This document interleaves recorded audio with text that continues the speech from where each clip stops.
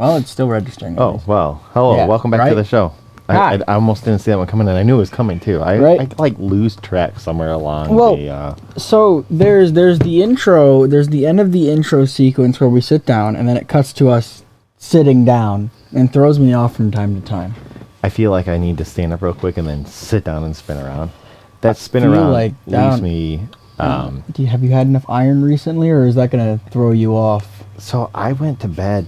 Hey, Sav, how are you?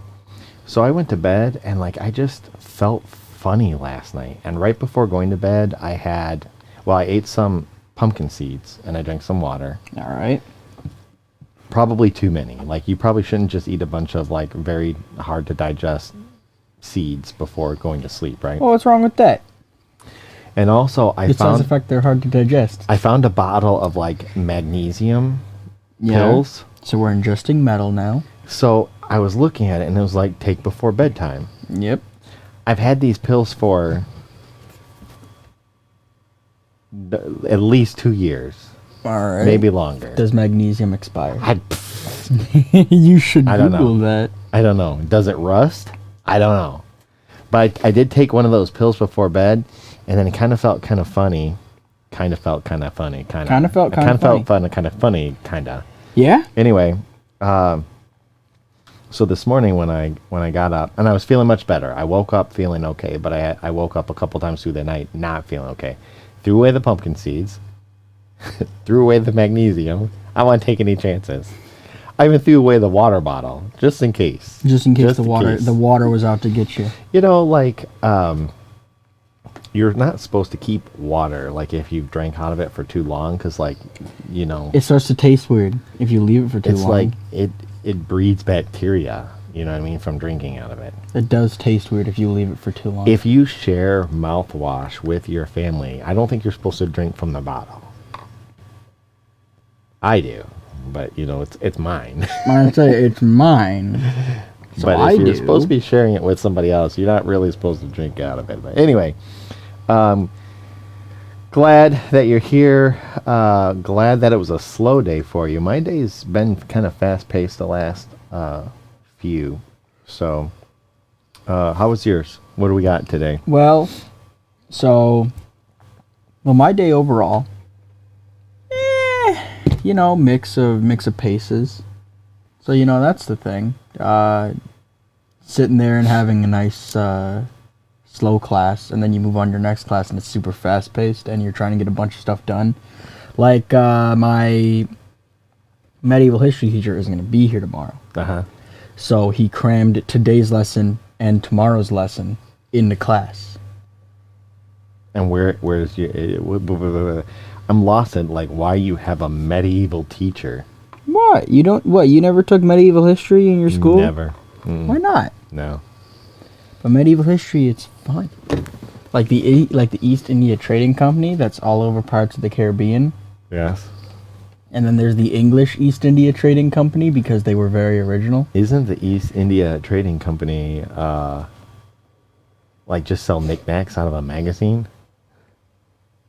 No.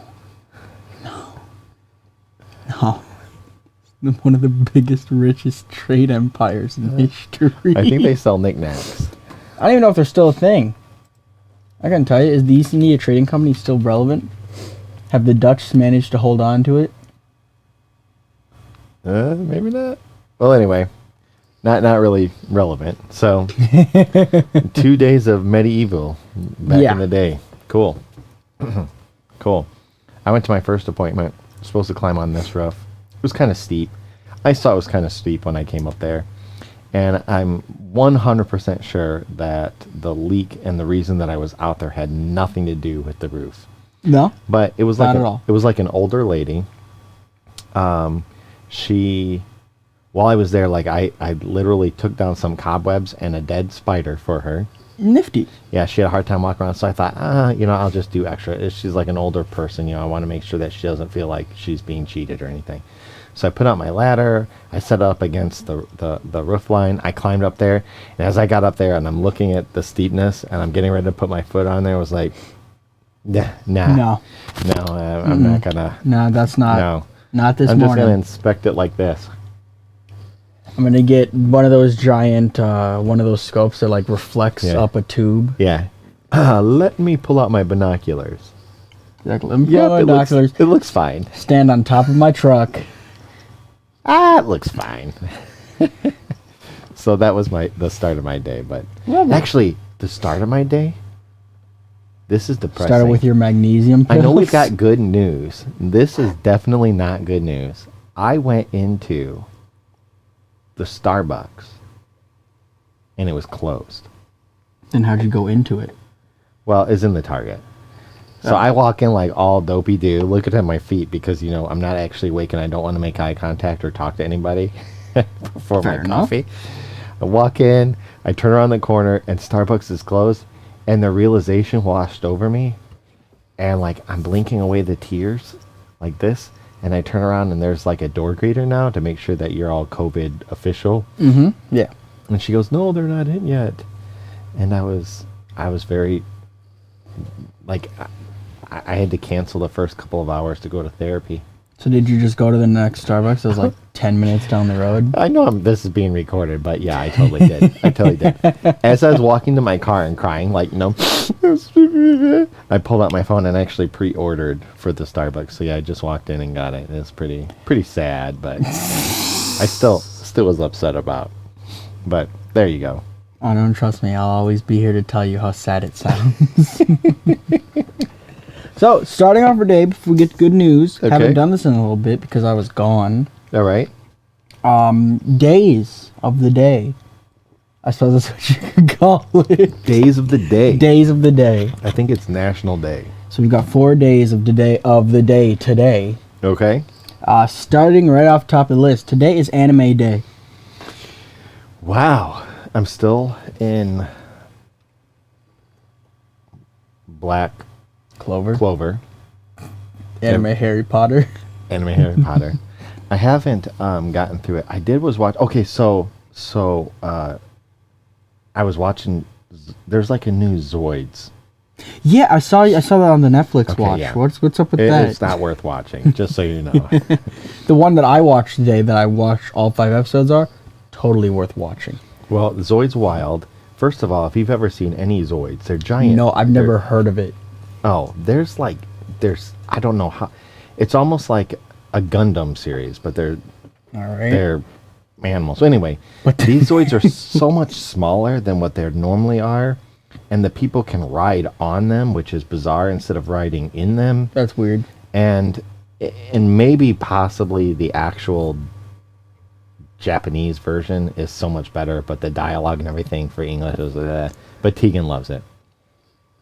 And Tegan is 9 for anybody who's paying attention. Yeah, I suppose as long as the kid likes it. Yeah, she does. It keeps her happy. She calls the liger a dragon, and it's hers. Yeah, and watching her get up and actually do combat in the living room is kind of funny, too. Until she punches the TV. It's National Anime Day. National Anime Day. So this one, I figured this out. Uh-huh. International Pizza Cake Day. A pizza cake? Yeah, so this is today. So I thought it was joking. I thought it was just talking about just straight up an actual pizza. No. As it says here, word for word, according to the legend, the first pizza cake, a cake that looks like a pizza. I can't get over the thought of it. It gets better. I need to hear the rest of this. It gets better. This is a legend. Was created by chef, not gonna even try his first name. I'm pretty sure I got his last name though. Gundermo. I'm pretty sure that's what it is. For a wedding. So it's actually a wedding cake. Yeah, it was made a to look cake like a pizza. That was made to look like a pizza. According to legend. Guess what? And it was made for the wedding of a Duke of France. Uh-huh. And none other than Lady Mariello of Italy. Wow. I bet you it was Lady Mariello's idea. I'm actually surprised that you uncultured swine, you didn't learn about this in medieval class. Shut up. We're in like the mid 1400s. Anyway, okay. Sorry. Continue. No. Where are you going? That's the end of my spiel for pizza cake. No, that was the end of my spiel too. I was just trying not to get too sidetracked. So there's 2 more days. Okay. Just because this is really out of the blue, just like pizza cake. Okay. National Glazed Spiral Ham Day. We're not having that for dinner. No, I don't think. In fact, wow, I haven't even thought about dinner. I have no idea what we're doing for dinner. Well, I just ate before the show. Exciting. So I'm all right. And our final day, it is National That Sucks Day. That's not something you bring up on a good news thing. I was joking. It's National That Sucks Day, and the picture for this website is a little kid crying.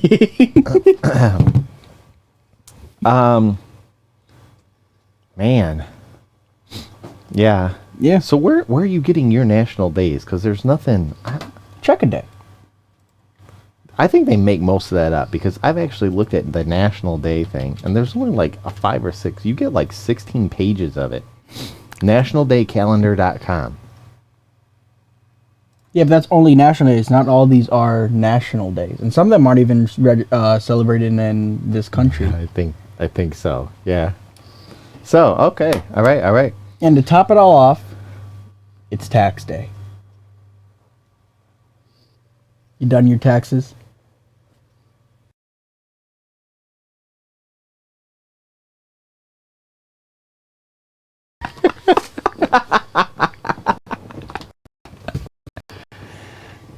Okay. Ain't that something? Okay. I yeah. totally forgot about that. Yeah.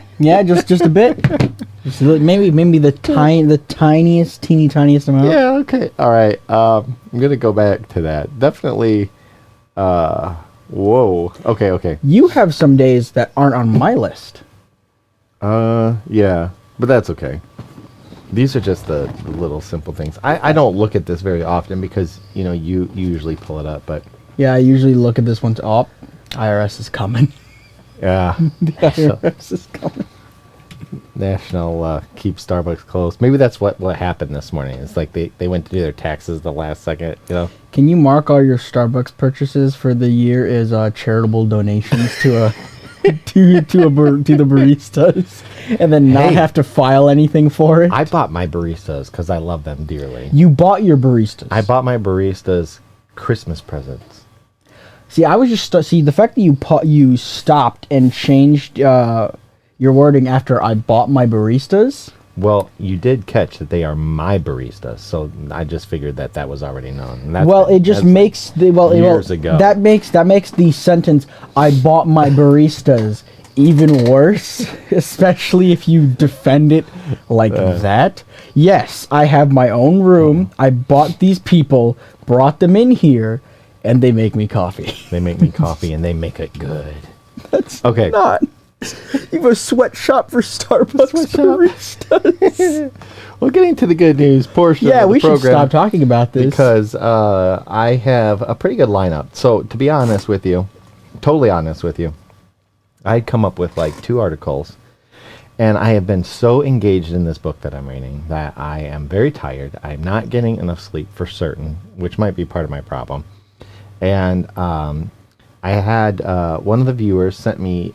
I got two articles that I actually totally forgot about both of them, and so today I actually had to scour to get articles because I've been, where you tell yourself, okay, I'm going to just read this book for 15 minutes, right, and then I'm going to go do my other stuff, and then 15 minutes comes, and you're like, oh, just 5 more minutes, and then 3 hours later, it's 1 a.m. and I haven't done my thing.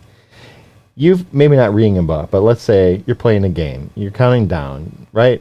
You've got medieval, homework to do, and you tell just one more round. Yeah, dungeoneering class takes a little bit. One more round, and then 2:30, you hear your mom get up, and you're like, right? Yeah, 2:30. Myself, the Canadians, and the one British chick are all screaming at different stuff that's happening. Yeah. So, Speaking of screaming, my first article. Well, now. My first article. Glen Ellen, father and son rescues capsized fisherman. Not fisherman, Tiny fishermen. man, tiny fisherman. Yeah, little one. Like, blah, blah, blah, blah. Tiny man. I saw a funny, not to get too sidetracked, but I saw a funny video of this guy who was commentating on epic fails. And this guy is in the water. The Australian dude? Yeah, this guy is in the water. I can't say anything more than that because I this know. is the program. So he's going up, and this guy's going up and down the water, and like some swans land close by. They're mad that this guy's in the water, and he goes, "Look, it's Aquaman's, uncle or something," and and it just caught me kind of funny. Anyway, the He quick controls thinking, the birth. yeah, the quick thinking and thoughtful actions of a Glen Ellen man and his 2 young sons are being credited for saving the lives of a pair of middle-aged men who capsized their canoe in cold water while fishing near Bartlett on March 22nd. So, 2 things I see wrong with this. Why are you fishing in a canoe?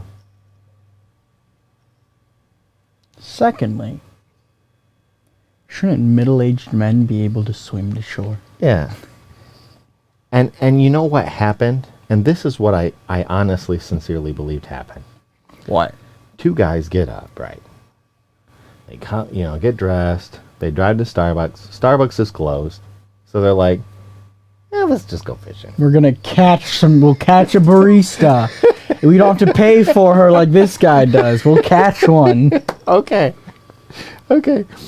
Nate Weathers, 45, said the only reason he was out on Deep Quarry Lake on Monday afternoon with his 9-year-old Charles and 7-year-old Hollis. Great name, by the way. Hollis. I'm not sure which one of those 2 is Hollis or Charles, but the one in the middle, I honestly didn't know was a dude. But the little boy in the middle of the boat, the little one in the boat is still... that one right there, nope, not that one. Past that, in the middle, that guy's Hollis. Yeah. 100%. Well, we were mapping... Oh, sorry. They were out... okay, let me start over. Nate Weathers, his 2 sons, were... Nate was going to provide them an outdoor lesson during their pandemic-inspired homeschooling. Oh boy, that sentence really didn't go for you, did it? I'll start over. Nate Weathers, 45, said the only reason he was out on Deep Quarry Lake on Monday afternoon with 9-year-old Charles and 7-year-old Hollis was to provide them an outdoor lesson during their pandemic-inspired homeschooling. So now here's this paragraph, okay? Nate wakes up. All right? And his wife says, "Hey, you're in charge of homeschooling today." And he goes, So he gets the kids. They go to Starbucks. Starbucks is closed, of course. And he's thinking, man, I have to go back and teach them medieval history. And they pass. Let's go fishing instead. And they pass these 2 middle-aged guys on their way to go into the Starbucks. They pass these 2 middle-aged guys grumping about something with Starbucks. Yeah, he's like, man, I'm not prepared for school. Let's go out on the lake. So, quote, this is what he had to tell, when the teachers asked later. "We were mapping the lake, getting a picture of what it looks like under the water," Nate said. See, if I had a kid, I'm like, today we're going out on the lake. We're going to map the lake. Yeah. All right? We're going to get your little life vests on and everything. So, all right, you ready to map the lake? Yeah, I'm ready to map the lake. Great. Map it. Yeah. Go see what it looks like under there. I'd been like, row. Anyway, just hold the kid and just dunk him under the water. What's it look like under there? I don't think you can map the lake without whatever. Anyway, so no, the middle-aged Jews were doing the underwater mapping for them. Yeah. Well, citing the so-called butterfly effect, which you're familiar of, right? Yeah. Nate pointed out that without the pandemic, his sons would have been in a normal classroom that afternoon, and help would not have been as close at hand for the 2 men he and the boys rescued. The family were in a boat on the south shore of the lake, but it was Charles sitting at the front who noticed something had changed about the only other boat on the lake. A distant 400 to 500 yards away and about 40 to 50 yards from the north shore. Charles said, "Those guys look like they're in the water." Never seen anyone going for a swim, have you, Charles? Yeah.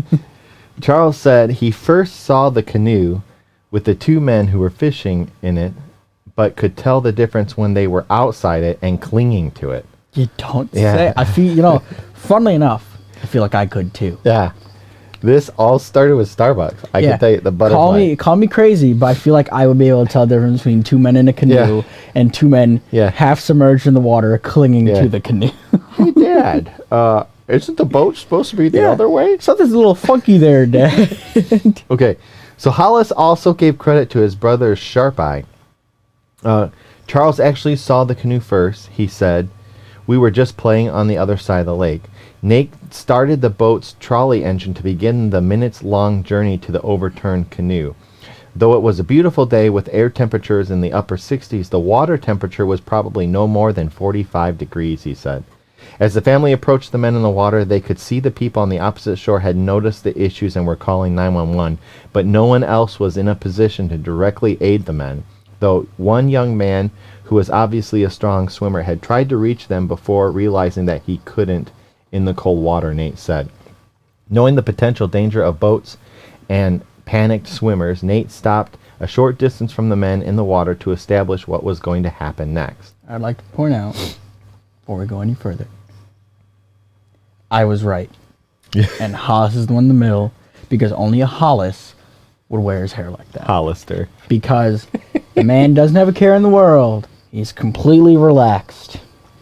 He doesn't even have an oar. Probably goes to a beach house on the weekend. Yeah.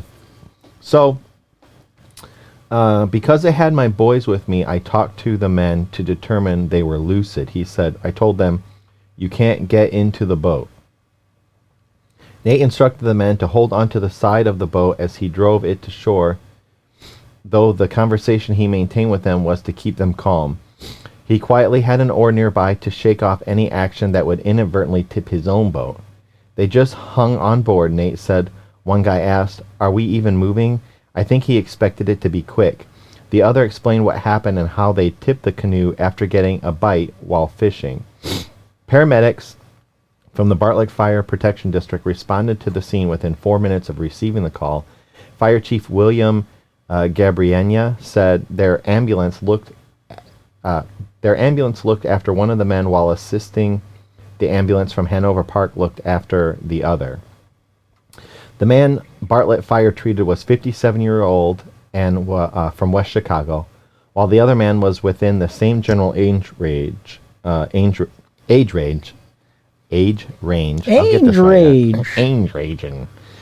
Gabriella said they had been in the water about 10 minutes and suffered mild hypothermia, but warmed up sufficiently at the scene to officially decline any further treatment or transport to a hospital. They were, however, ultimately cited for failure to wear personal flotation devices. That's how they get them. There you go. Right there. So, you tipped over your own boat. Bad. You almost died. Bad. Now we're gonna fine you. You didn't have your life vest. You didn't wear your life. Yeah, and just so you know, tax day's coming up in a couple of. But don't you know, ma'am? This is a bubble vest. Yeah. So the cool thing, okay, he praised the way Nate had handled the assistance of the men and said it undoubtedly had saved their lives. Divers from Streamwood and South Elgin had been called, but were unable to turn back when the men. But were able to turn back when the men were safely brought to shore. I think he handled it very appropriately, Gabriella said, and he was very concerned that his kids and his boat didn't want to put them at risk. He's there just back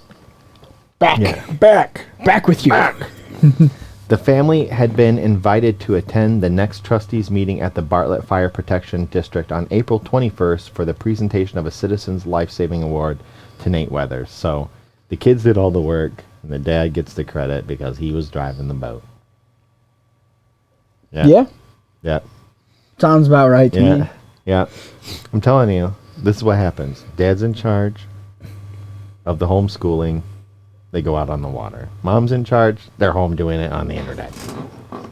Just saying. Yeah. Yeah. So are you a big fisherman? I think I've been fishing 3 times in my life. I've been fishing a couple of times, mostly to spend time with somebody else who is a fisherman, you know what I mean? Yeah. And then I tried to get into fishing when I was growing up. We had like a membership to this club. And I did fish a couple times, but I was like, this really just, nah.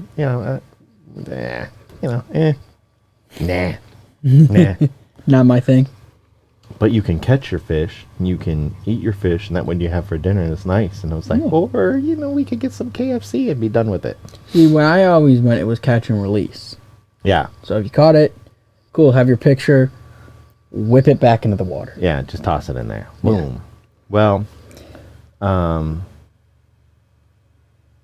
I can't think of a segue into my next article. I'm trying desperately. You'll figure it out. One time. The next article is just kind of cool, and I don't have a picture for it. But a Buddhist temple clock stopped during Fukushima earthquake. I say, really make sure you say that one right. Fukushima earthquake. So this was like about 10 years ago. I don't know. Do you remember it? I know about it. We learned about it in school. Is this the one that set their reactor ablaze and it melted down?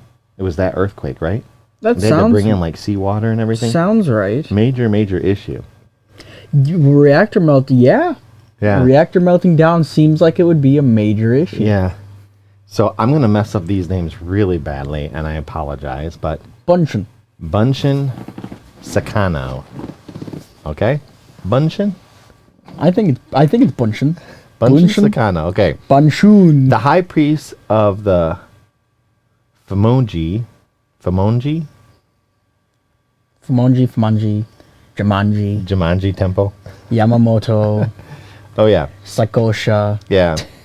So Bunshin Sakano, the high priest of Fumonji temple in Yamamoto, and his Saikosha watch. I say, so like a lot of the times with FUs, it's a fu, so maybe it's like Fumonji. Could be. I don't know. Well, anyway, 100-year-old watch that stopped working after the devastating earthquake and tsunami hit Japan in 2011 was recently brought back to life by a quake. Nifty. So I took you out of this world. I'll put you back. Bunshin, the chief priest of Fumonji Temple in Yamamoto City, Miyagi Prefecture, said he was inspired by the sudden restart of the clock. Of course, you can read that one. It's like a sign of encouragement that a real restoration of the area is imminent, he told Mainichi. Yeah, but it's Mainichi newspaper. Okay. He said in its strengthened determination to do more for the local people who are still suffering from the aftermath of the so-called Great Earthquake in eastern Japan, Mr. Sakano brought the watch from an antique shop in nearby Fukushima Prefecture a few years before the magnitude 9 tremor, the worst natural disaster in Japanese history. 8 days after the disaster in March 2011, an elderly woman cries in front of the destroyed building in the devastated city of Rikuzen Takata.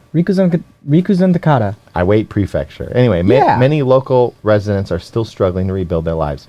The large clock was made by Saikosha, the predecessor of the watch manufacturer Seiko. Hey, I have a watch made by them.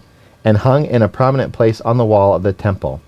The temple, which is only a few hundred meters from the coast, was badly damaged by the earthquake and tsunami in March 2011.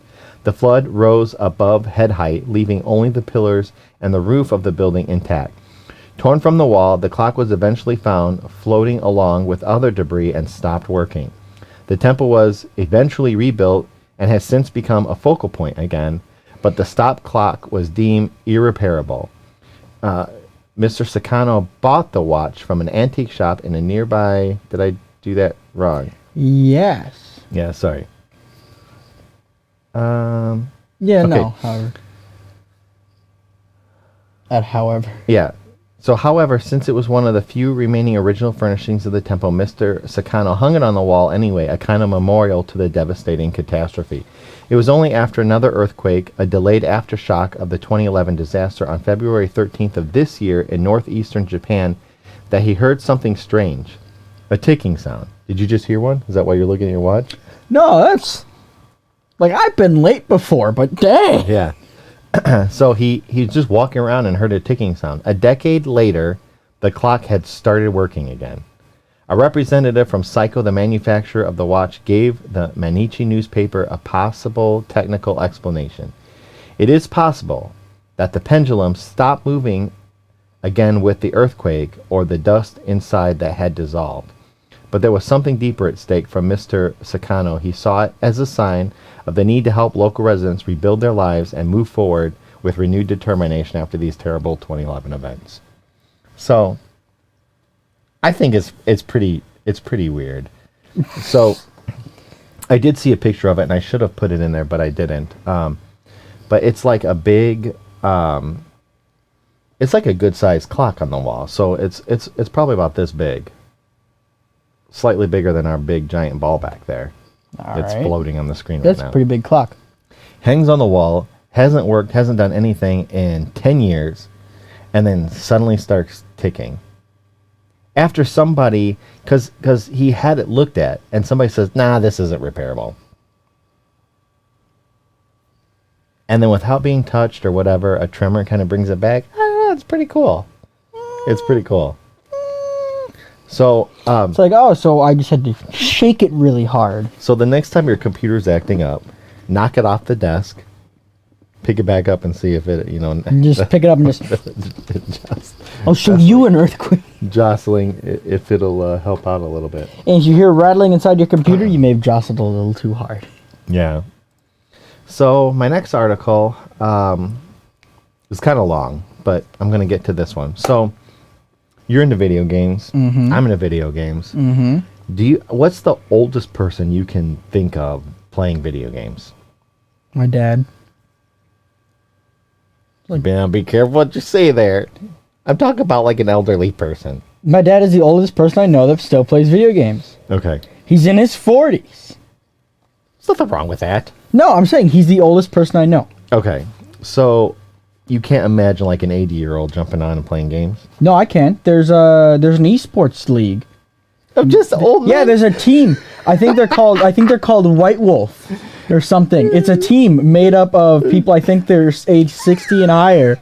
Have you never heard of these people? And the 80 and higher version is called the Dentures. And they're squaring off this weekend with the toupees. Okay. Yeah. So it's an esports team that competes in Counter-Strike, and everyone in the team is over 60 years old. That is funny. You know what's even funnier is when those guys get together and they whoop the snot. That is, no, they actually win, and they're really good at the game. I've seen them play. It's probably 60-year-olds that actually did live combat somewhere, and they actually know how to snipe. Translates to mouse and keyboard really well. One of them is actually just straight in VR running around on a trackpad. Speaking of old people playing video games, a movement video game has increased cognitive skills in 80-year-olds with severe dementia. So your visor thing that you play with, VR? My VR. I mean, that's a movement game. Oh yeah, and it becomes a non-movement game when you slam your hand into a wall, and then it's called a crumple on the floor and cry game. Maybe you should switch to Dance Dance Revolution. I would love to. So anyway, cognitive motor training helps in the fight against Alzheimer's and dementia, as demonstrated for the first time in a study by an international team of researchers. A dementia diagnosis turns the world upside down, not only for the person affected, but also for their relatives, as brain function gradually declines. Those affected lose their ability to plan, remember things, or behave appropriately. At the same time, their motor skills also deteriorate. Ultimately, dementia patients are no longer able to handle daily life alone and need comprehensive care. In Switzerland alone, which is where the article is from, more than 150,000 people share this fate, and each year a further 30,000 new cases are diagnosed. They should just send all these people, just everyone in Switzerland, just what's your routine thing?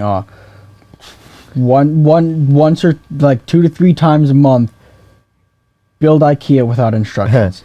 The sad thing is, they have 150,000 people that have it right now, and 30,000 a year get diagnosed with it, which means that there must be a high mortality rate. You know what I mean? It also means that for some reason people in Switzerland aren't using their brains that much. It could be. It could be. So anyway, to date, all attempts to find a drug to cure this disease have failed. Dementia, including Alzheimer's, the most common of several forms of dementia, remain incurable. However, a clinical study carried out in Belgium has now shown for the first time that cognitive motor training improves both the cognitive and physical skills of significantly impaired dementia patients. A fitness game known as Exergame. Can I buy it? No, I'm going to show you a picture here in a little bit. But can I buy it? Exergame, just the name makes me feel like exercising right now.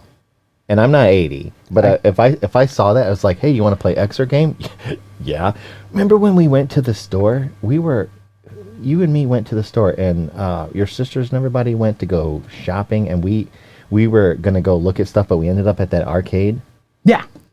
And they had the Mario Olympics or something, right? Yeah, and we would stand there, and like for one of them to swim, there were these rods, and you had to go like this. Yeah. And then you want to go back, you had to go like this. So you and I are there bent over these machines going. I was like out of shape by the time I got done, and you do the run and the jump and I everything. was doing great. Yeah. I also have a video, which I can post because it's not on the internet, of that guy doing Dance Dance Revolution while holding the railing. Did you see him? I've never played Dance Dance Revolution in This my guy was life. a beast, but he was holding on and only his feet were moving like the old Oh, so he's school- like, It was fast. It was... I want to go somewhere and play Dance Dance Revolution. I've never played it, and I've always wanted to. Well, I'm going to show you this video. Well, you were there. Do you remember the guy? Yeah, I'm pretty sure I remember, because Yeah, you yeah. pointed him out. Yeah. And then as I had my phone up, and then you turn around and I put it down, and then the Yeah. guy left the game. I was like, nah. Yeah, because you're like, get a load of this guy. So the old school... There used to be one when we were super young in the movie theater, yeah. because the movie theater had an arcade, which nowadays that memory seems very weird. Yeah, I think that it's still over there, though, right? No, They're opening today. No, but the arcade doesn't exist because it used to be I'm pretty sure it used to be a separate room. Oh, well, they had one by the exit doors, and it's not there anymore? Yeah, they used to have a big Dance Dance. That was the only surviving machine, but I think it's gone now. If it's not gone, I'm going to go and play. Well, anyway, in the old school Peter Pan movie, they had the thing where the Lost Boys and the Indians were together, and the Indians were all dancing, and then they get to the chief, and he's just standing there, and then, like, they zoom out, and he's not moving, and then when they finally get out, only his feet are moving. Do you remember that? No. Well, that's what it reminded me of. We'll have to watch it later. So anyway, Exergame. Exergame. Developed by ETH Zurich, spin-off of Dividat, was used in the study. What is Dividat? I think its name. I think it's the name of a spin-off of, like, the company. Anyway, in 2015... Actually, yes, Dividat is a medical equipment manufacturer in Switzerland. So, in 2015, a team of scientists led by ETH Zurich researcher Patrick Eggenberger showed the older people who train both body and mind simultaneously demonstrate better cognitive performance and can thereby also prevent cognitive impairment. However, this study was carried out on healthy subjects only. In Zurich, of all places. Yeah. It has been suspected for some time that physical and cognitive training also have a positive effect on dementia, explains De Bruin, who worked with Eggenberger at the Institute of Human Movement Sciences and Sport at ETH Zurich. However, in the past, it has been difficult to motivate dementia patients to undertake physical activity over extended periods, which is true, because I know somebody, and you probably do too. I think everybody in the world can think of somebody that suffered through it. In fact, there's like a long-running background history in some of my parts of my family. But when you're like, hey, let's go do something, they're like, nah, I think I'll just stay in. You know, hey, let's go for a walk and go get some ice cream or something. And it's like, I think I would just sit here and watch TV, or sit here and just sit here. Yeah, I think I'd have dementia. So with a view to changing this, Eva van Hetrieve, a former ETH Zurich doctoral student, founded the spin-off Dividet in 2013 together with her PhD supervisor, Eling de Bruin, and another doctoral student. We wanted to devise a customized training program that would improve the lives of older people, says Van Het Reeve. Fun exercises were developed in order to encourage people who are already experiencing physical and cognitive impairments to participate in the training, and the Senso training platform was born.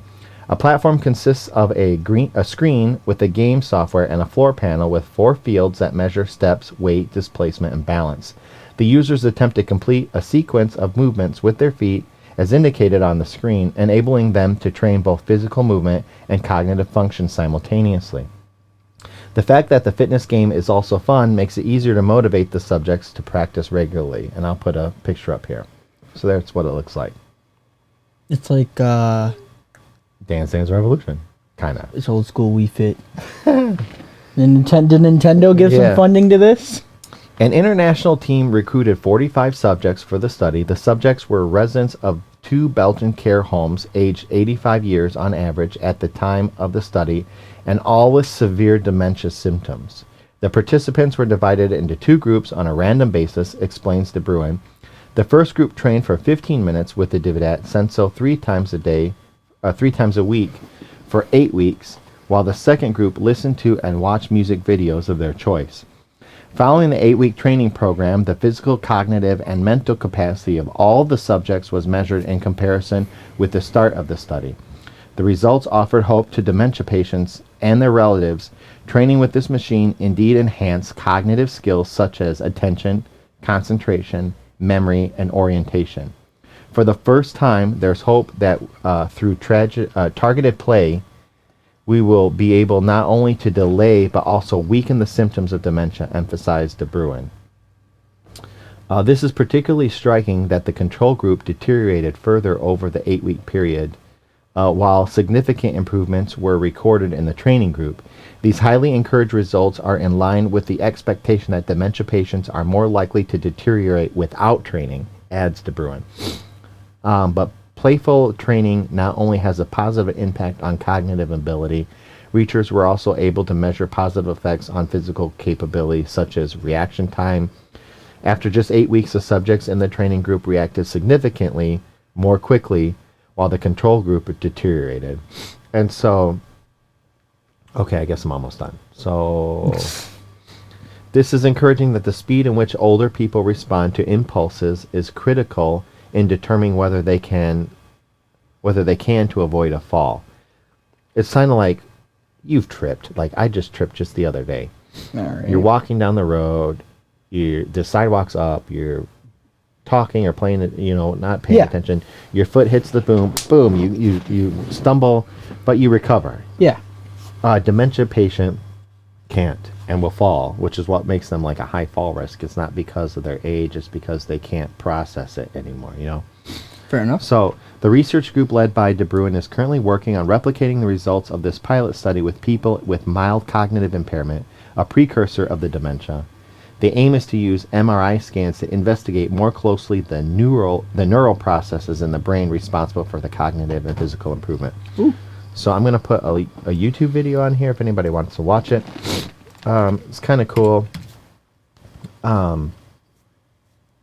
It's kind of cool for me just because, I don't know, I know somebody, and actually there's a girl in my office whose grandmother has dementia, and they just moved her to a home, and it's hard for them to process it because they don't know where they're at, and sometimes they don't know who people are, and so getting up and playing a video game 3 times a week, that's pretty cool. Yeah. So the most exciting part, I think, to me is knowing that there's going to still be video games for me when I get to be that age. Right? Yeah. Better continue to play, then you won't need to worry about it. Yeah. Be 80 years old and like 2067, you're just over here still stuck on World 7 of Super Mario Bros. It's my turn to play. I was here first. But you're still there. It's like they walk in on you, you're still on World 7 of Super Mario Brothers 3. Hey, Hank, I'll bet you my bran muffin I can get farther than you can. You're on. No teeth. Okay, anyway. So, not to be speaking on any kind of a specific handicap kick or anything, but my next article was kind of neat. It just kind of heartwarming. Have you ever learned sign language? No. They teach you sign language anywhere? Nope. So I've done actual physical security for people, and we have like little hand gestures that we would do to people across the room. So, like you'll hold a finger or another one, you know what I mean? Or something, and it's just like a small little thing. Umpires and baseball players, they do the hand gestures. So, you see them teaching like monkey sign language, right? Have you ever thought about a dog? We taught dogs our language. Yeah. So this article here is a deaf sheepdog, and here's a picture. Gets to return to right there. Gets to return to herding her flock. You've heard that you can't teach an old dog new tricks, right? Yeah. Well, they've obviously you've never met a 10-year-old Norfolk collie named Peggy. There she is. A working dog, Peggy was unable to continue the job she excelled at, herding sheep.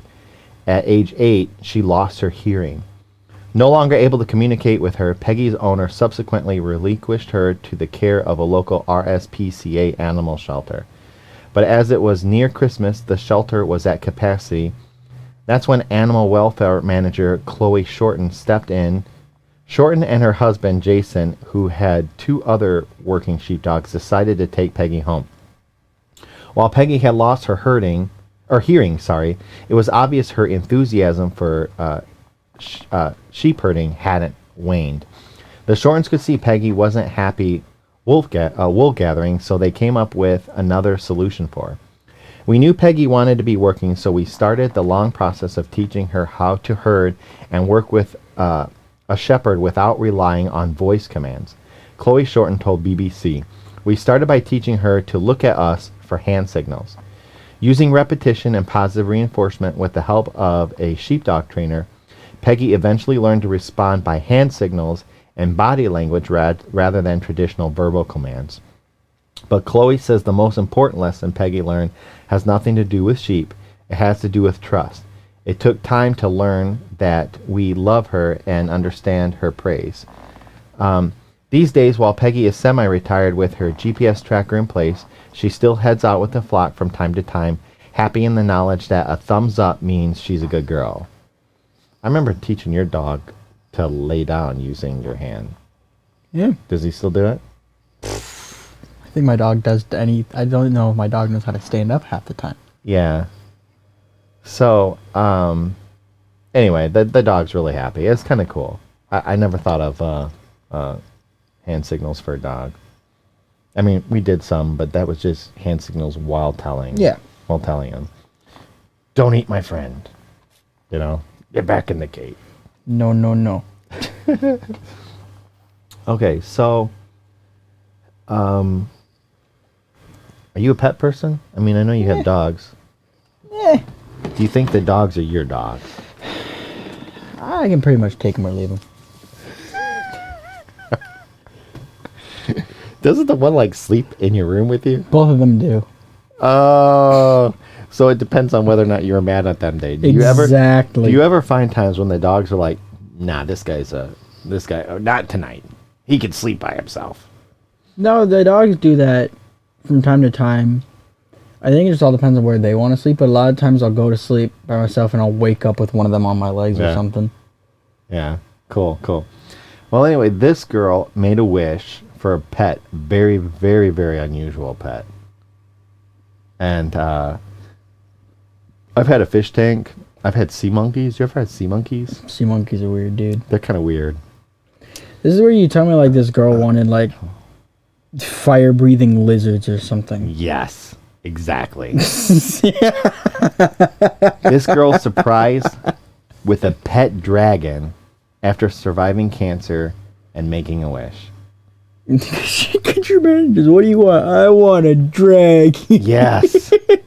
Yes. They went to the science team. Like, all right, listen, you got to make this happen. You cannot ask Tegan what she wants because you have those people are going to have no idea how to do this. So anyway, An out-of-the-ordinary request made to the Make-A-Wish Foundation saw a teenage cancer survivor get a trip to a medieval castle to train a dragon.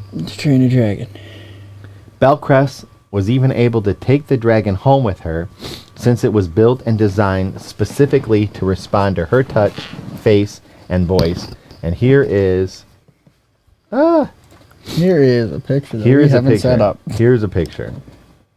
Look at this. Look at that. That's awesome. Sick, dude. That is awesome. It's huge. It's as big as a dog. Is it mounted to the table? Yeah. Make-A-Wish Denver teamed up with Aero Electronics to create the robotic dragon, which Bell named Dusk, after the 14-year-old battled back from a rare form of bone cancer called osteosarcoma, for which she required several surgeries and 10 months of intensive chemotherapy. Excited, like a feeling that I can't really explain in my chest, sort of nervous, excited, Bell said to CBS recounting the magic meeting. I love dragons ever since I can remember, she said. The initial meeting took place in virtual reality, courtesy of a video game created by Emerge Studios, which transported Belle to a fantastical place far, far away from where she first laid eyes on her dragon. After removing the VR headset, Dusk was there by her side in the Cherokee Ranch Castle in Colorado, a modern construction of 15th century castle building techniques. Consisting of individually printed 3D scales, 26 motors, and several computer boards, it's a marvel of engineering and robotics. Dusk has the ability to see and recognize Belle's face, respond in different ways to touch, and freely express itself with dragon-like movements such as stretching its marvelous wings. Here is another picture. But can it breathe fire? Can it breathe fire? Here's a picture. Look at that. Why we're building a robotic dragon for just one kid is because it's for just one kid, says Victoria P. Says Victoria P., the project manager at Aero. We want her to be happy, and if a robotic dragon is going to make her happy, I say, why not build it? Why not build it anyway? Yeah. Make-A-Wish has been steaming ahead during COVID-19, not allowing the pandemic-sized radar blip distract them from completing 8,800 wishes from kids across the states. And Nifty. Here is a link to CBS. Yeah, look, there's your dragon, guys. Yeah. Get yours now for an undisclosed amount of a small loan of $1 million. Yeah. I think we have time for one more article. This one. Yeah? This one is just fascinating. It's about spiral glazed hands. How do you think that they got the dragon home? I imagine they just sat in her lap. She just carried it. It's huge. It's like a giant dog. Yeah, but you can carry dogs. So if they did it, if she didn't go to Colorado or wherever to pick up the thing, how do you think they would have gotten it to her?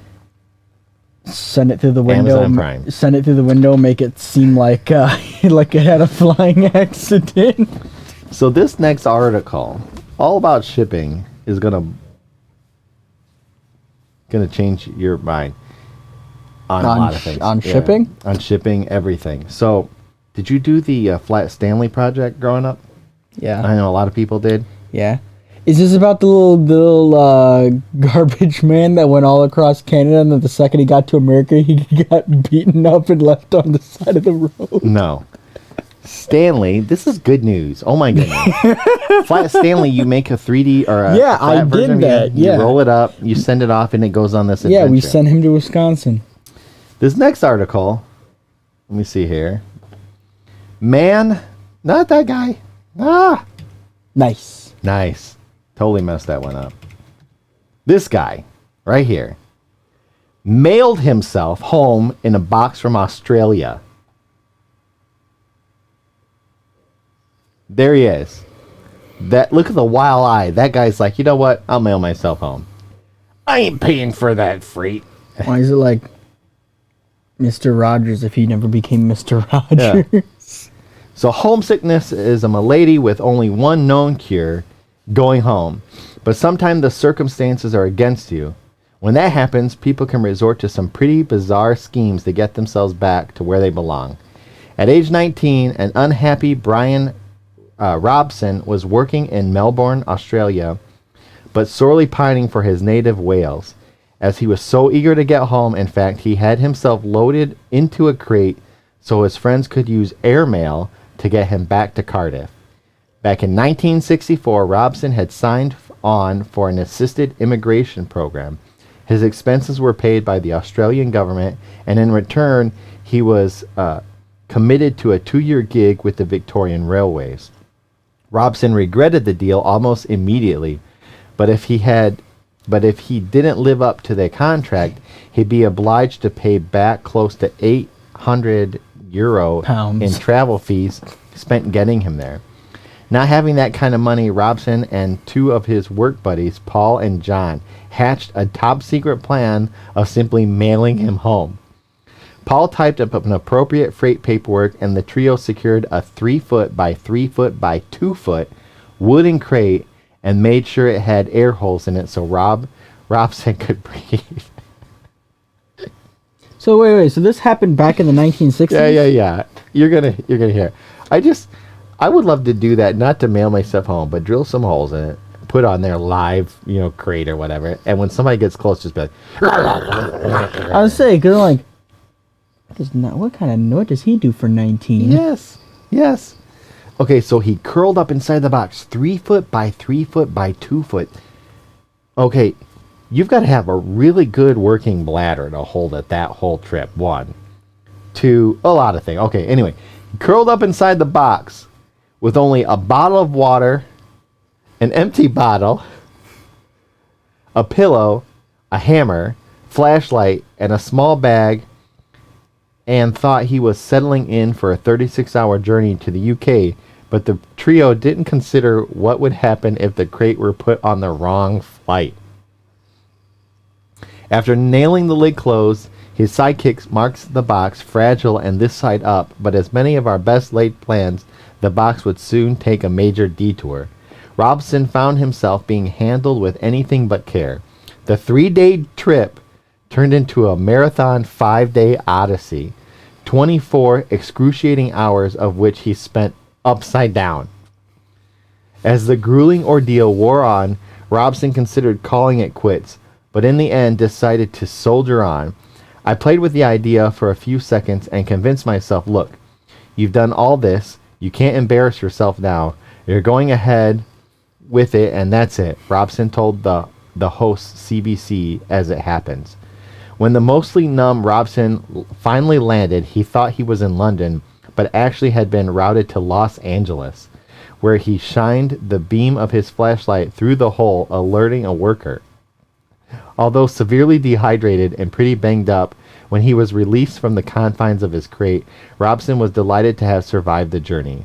Airport workers wondered what to do with in this bizarre situation and called in many U.S. officials, but after hearing Robson's tale of homesick blues, the teen was quickly sent home, only this time as a first-class passenger courtesy of Pan American Airline.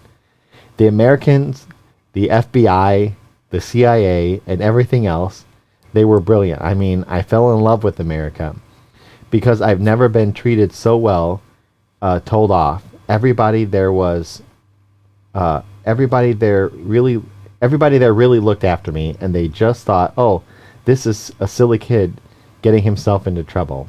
Once home, Robson's epic story did receive its shares of press, but he refused to reveal the names of his accomplices because he didn't want them to get in trouble. Now, however, with the debut of a book chronicling his adventures, cleverly called The Crate Escape, now on Kindle and hitting shelves soon, Robson believes that statute of limitations has likely expired on anything criminal, and he'd love to get back together with his old mates to swap tales. The trouble is, he can't remember his buddies' last names or where they come from in Ireland, and had written to the Irish mates who were the same age as Robson but never heard back. Hopeful for a reunion, he told the BBC, if I met them again, I'd just like to say that I'm sorry I got them into this and that I missed them when I came back, and I'd like to buy them a drink. While shipping yourself home in a crate is certainly not a recommended mode of travel, the same year that Robson was laboring in the land down under, an Australian who was stranded in London pulled off the stunt in reverse.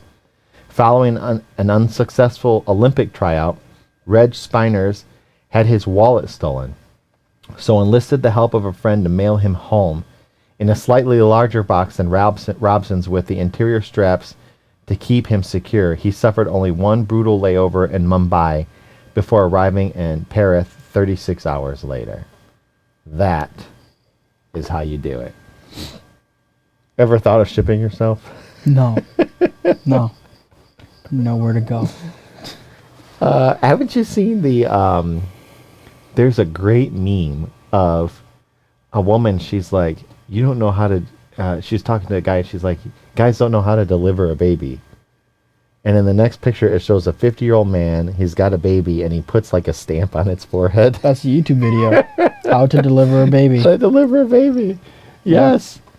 Yeah. Anyway, I don't know. No, we're right at the time.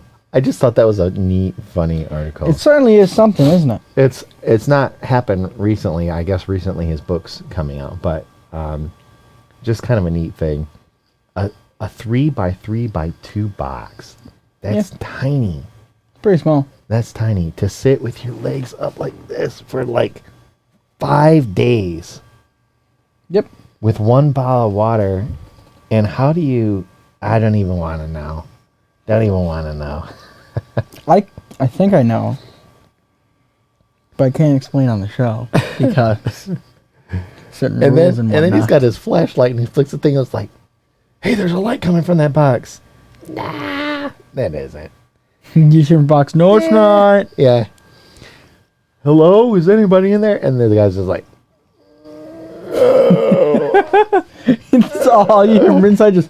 Can you imagine they're like, okay, you can stand up now. And he's like, no, I can't. No, I can't. Pick me up. I'm stuck like this for a little bit. So pick me up, dunk me in hot water. not to go south really badly, but like I made the mistake of sitting on the toilet and I was watching a video, I think, on YouTube that went too long. Did your legs fall asleep?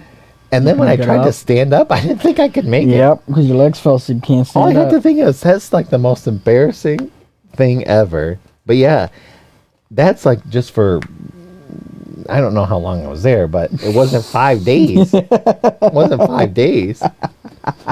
All I know is that guy needs a chiropractor, after that. Yeah.